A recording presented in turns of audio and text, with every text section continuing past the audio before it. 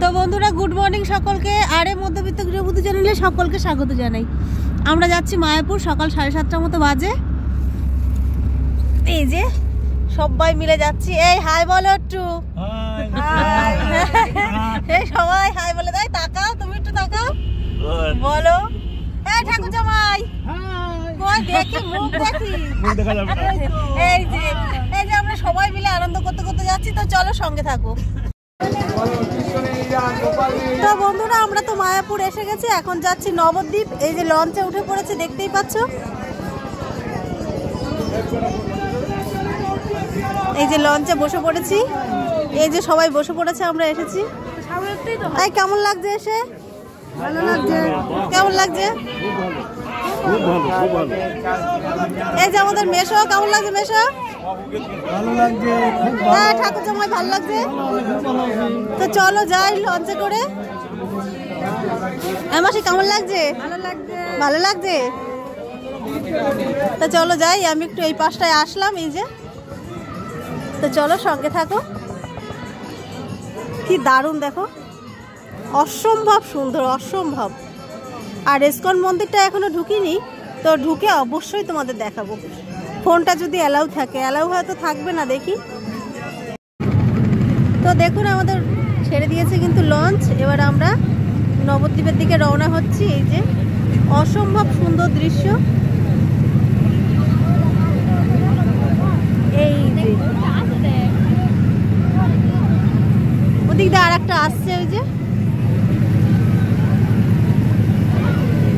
এই কেমন লাগছে পুকু? ও অসম্ভব সুন্দর, বল, দারুণ একেবারে।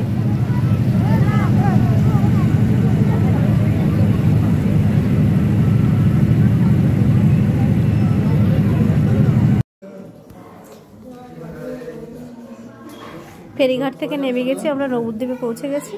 আর এই যে মন্দিরে প্রবেশ করেছি।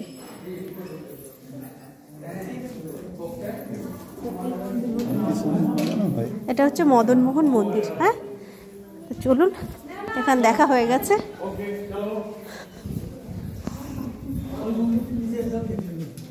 এখানে এই যে শ্রীমান নিত্যানন্দ প্রভুর বংশ পরিচয় দিয়েছে।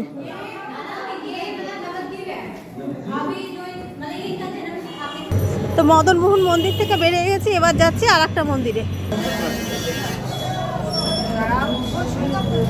আর একটা মন্দিরে ঢুকে গেছি। এই যে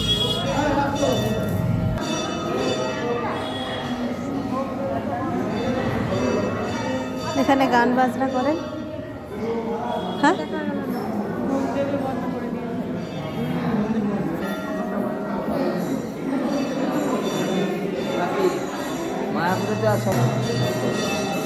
দেখতেই পাচ্ছেন কতটা দারুণ। তো চলুন, এখানে বেশিক্ষণ থাকতে দিচ্ছে না, আমরা আর একটা জায়গায় যাই।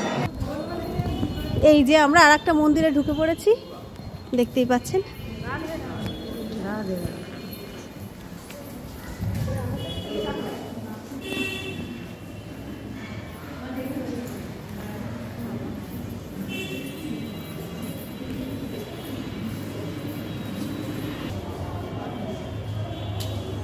এখানে মূর্তিগুলো বসিয়ে রেখেছেন এনাদের। তো আমরা যেটা আসলাম, এটা হচ্ছে বলদেব মন্দির। তো আমরা এখন এখান থেকে যাচ্ছি এবার সোনার গৌড় দেখতে। তারপর আর একটা মন্দিরে চলে এসেছি, এই যে সোনার গৌড়। এই যে মোটুকটা সোনার, সেটাই সোনার গৌরাঙ্গ। এই যে লেখাটা দেখতেই পাচ্ছি, আর এনারাও আছেন। আমি হাতটা ভেতরে ঢুকে খুব কষ্টেই চেষ্টা করছি। চলুন, বেশিক্ষণ থাকতে দিচ্ছে না। এবার ঢুকছি নিত্যানন্দ মহাপ্রভু।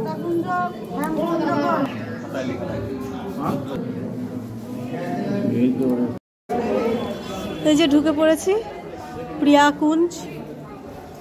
এই যে কৃষ্ণের জন্মস্থান এটা। হ্যাঁ এই যে জন্মস্থানে আমরা চলে এসেছি।